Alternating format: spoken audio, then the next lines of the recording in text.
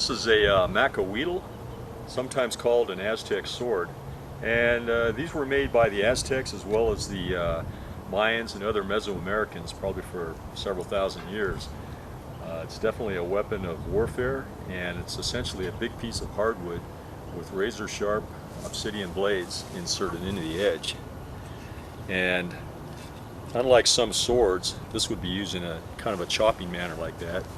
You can imagine this must have just really created terror in the enemy, something like this coming at you. So what I'd like to do today is to make a large one of these. This one here is a little over 2 foot long. I want to make a 4-foot version and basically show you the steps I go about making something like this.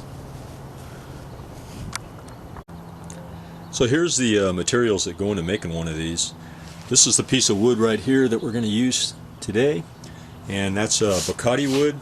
It actually comes from Mesoamerica and Mexico, so they actually could have used that wood. It's particularly hard and heavy, which is a good requirement for a weapon like this. If you're going to make it out of a branch or the side of a tree, this is actually a bow stave right here, and normally I like to use the draw knife, which is a really satisfying tool to work with.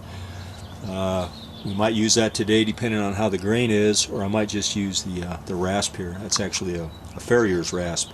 You can get those at like Lowe's or Home Depot for about 20 bucks. We need something to make the cordage out of. I'm using yucca right here. This is California yucca. It's really nice, long leaf material, and makes some real fine cordage, so we'll show you how to do that. We need some blades like we have right here, preferably some nice wide straight ones, and we'll show you how to make one of those. And then we're going to need some pitch adhesive. This is actually a mixture of pine pitch and charcoal and some other little grass clippings and stuff stuck in there, and we'll use that for making some cordage to actually haft onto the handle. So we'll show you how to do all of that. It's going to be kind of brief and just show you a few steps along the way, and then complete a weapon at the end. Okay, I usually start my wood projects with a little sketch, and then what I like to do is just draw a center line. It's kind of hard to see here with this sun. Right down the center of the board all the way to the end, and then I'll mark at right angles using a little square right here and measure off on either side for my design. And I just use a little spool here to make my round handle here. Now if I was using a stave like this piece of wood right here, I would just start off and turn it into a board using this tool right here, and then I'd go ahead and draw my center line on there and pretty much follow the same idea as I am with this board right here. I think this might show up a little bit better right here. You can see that this board it's not straight. It's actually warped a little bit in a couple of directions. So that's why it's really important to put your center line on there, because if you just follow the outer dimensions of the board, you can end up with some warp in the final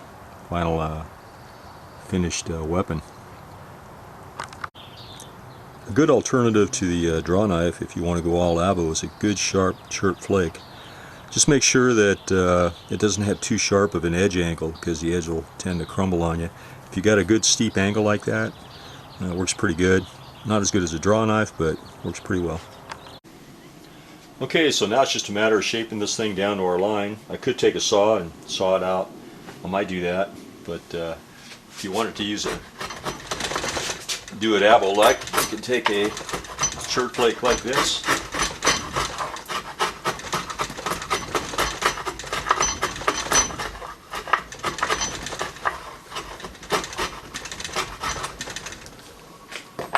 Or draw knife is definitely a better way to go.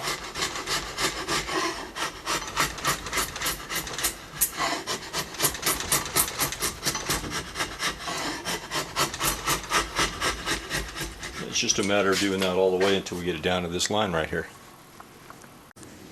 So in the interest of saving some time, I'm just going to go ahead and use a reciprocating saw here.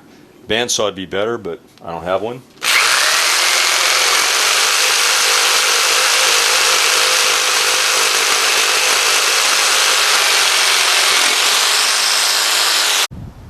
Okay, we've got our shape cut out here. Square sectioned. And I've got a center line drawn right down the middle. So the next thing we want to do here is to change the cross section from rectangular here to somewhat diamond shaped.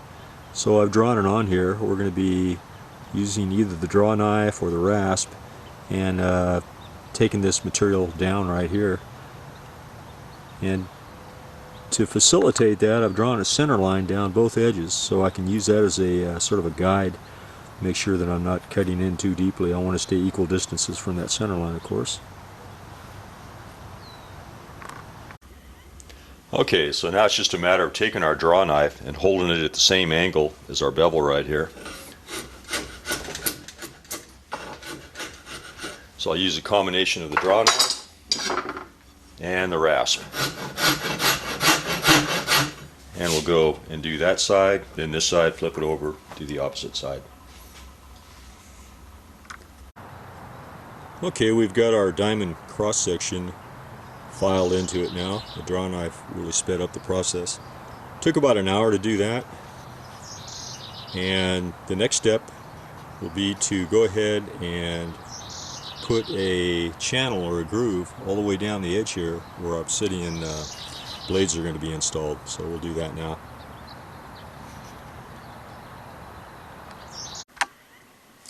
Okay, to make my groove down this marked center line along the edge here, just going to use an ordinary handsaw here. Cheap little saw.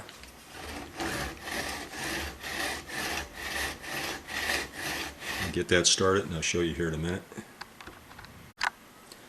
Okay, I've got the first 14 inches or so of groove or notch put in the end of this thing. And take the saw like this. Let's remove the blade. Then I can place the blade in the groove and start extending that channel all the way down to the other end. Once I get the groove started, it becomes a lot easier after that. So now I can take the blade and just go down the full length of it until I get 1/4 of an inch deep.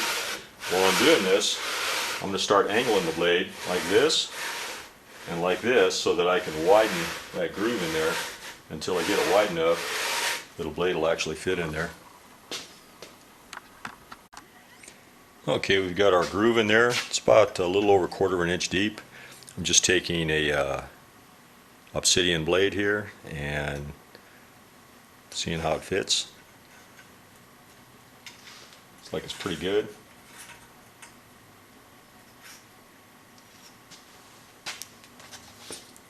Here's a few more blades, and I can try some other ones as well.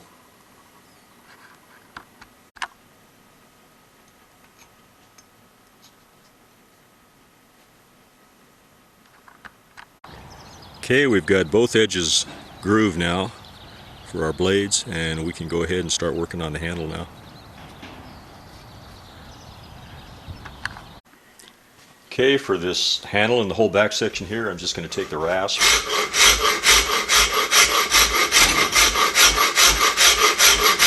and round it out. Okay, the handle's all smoothed out now, and the next step is just to go ahead and sand this whole thing.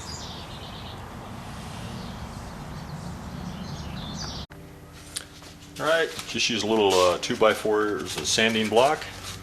Start with 60 grit. And then we'll go down to 100 grit. It's take a while, but it's pretty boring. We'll go to 100 grit, 150, 180, 220, and from there I think we go to 360, finish up with 400. Okay, I'm just about sanded out for one day. Got a little more to do, but here's how it's looking so far. Got a nice wood grain and nice pattern in it.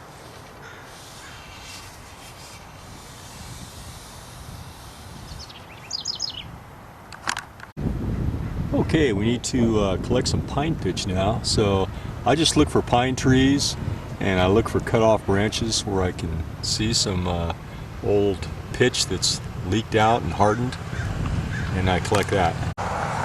Break off little bits with your finger, or sometimes you need to, I'll just use a putty knife here to break off little sections.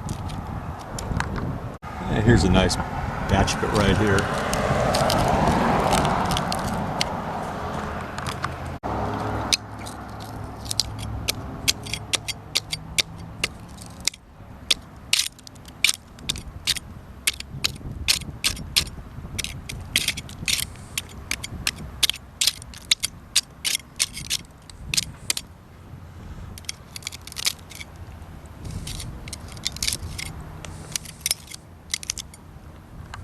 Here's a little more right here. A few little nice chunks. Yeah, here's a nice supply of it on this tree right here. Looks like an old injury or something. I'll peel that off of there. Okay, I got a pretty good full container here. Took about 20 minutes. And that should do it. Okay, the next step, I like to take the pine pitch that we've collected and then just turn it into a powder. I'll just place it in an old sock here.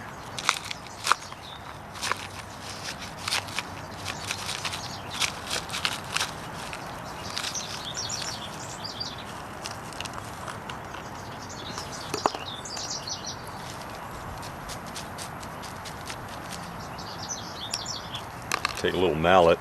The reason I like to do that is just to pulverize all the little bits of bark and bees and other debris that's embedded into the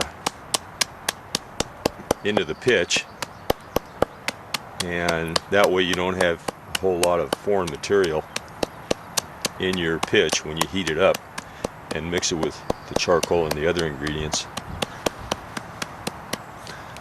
Yeah, I got a little hole in the sock here.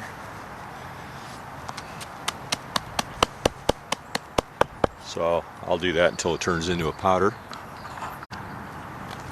Just take our pitch and put it back in there.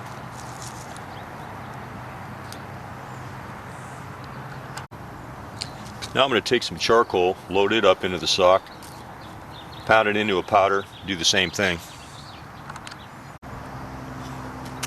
Just like the pine pitch, just pound it into a powder. Doesn't take long.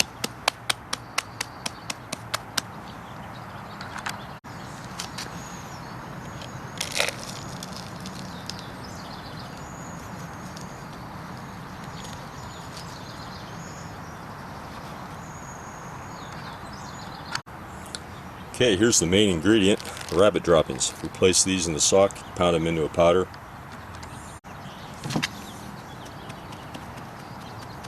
The rabbit droppings sort of reinforce the finished adhesive, kind of like iron rebar in concrete. At least that's what I believe it does. The rabbits chewed that grass up into fine little bits, so that helps. Alright, here's our rabbit droppings. We'll add a little bit of that into this container here where we're going to melt all of this stuff down into an adhesive.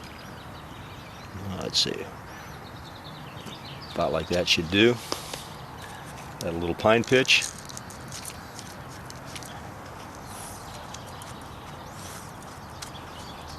It's not an exact science. I'm putting probably equal amounts, a little heavier on the pine pitch, I think. The pine pitch in its raw state is just really brittle, and you really can't use it like it is. It just has no strength at all. It's crumbly. So that'll all melt down. It should be enough to adhere the blades in our Maquahuitl. Now we just heat this mixture up, and if you're married, don't even think about doing this indoors. Just want to heat it up until we get a good consistency, and we'll stir it up.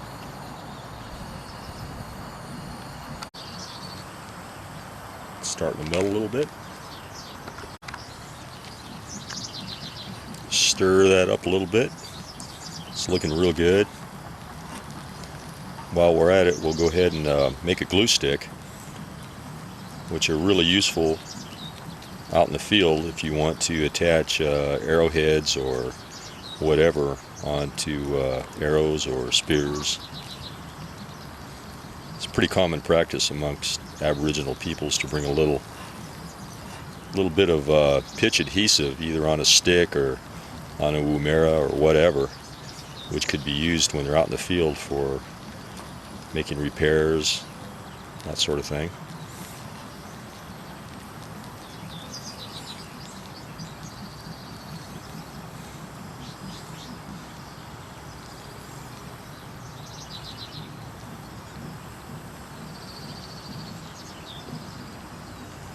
That's essentially a glue stick. I'll keep dipping it in there and getting it larger and larger. Now for the Maquahuitl, what we'll do is we'll actually just pour right out of this container into the groove and insert our blades like that.